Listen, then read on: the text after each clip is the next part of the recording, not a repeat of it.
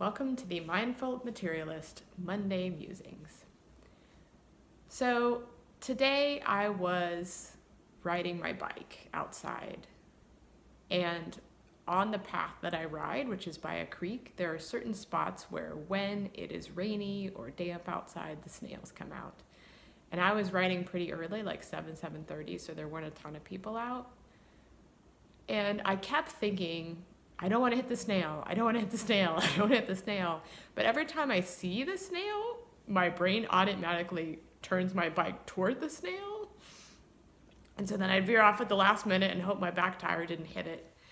And it made me think, how many of these things that we see, once we see them, we can't unsee them, right? I can't unsee all those crushed snails. When I was coming back, there were a ton of crushed snails because it's really hard to avoid all the snails on a trail. And it didn't feel like there was time or space or that, I couldn't stop riding my bike to move all the snails off the path, and then they would probably just get back on the path.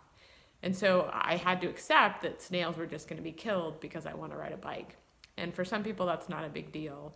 I'm a vegetarian and I don't try to kill things on purpose. I know sometimes it's going to happen, and that is the cycle of life.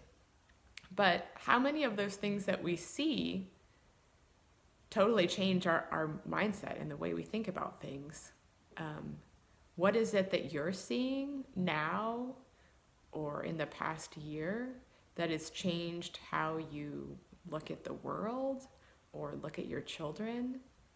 And how can you keep holding that and going with that to keep that view different, and also perhaps let other people see the difference too?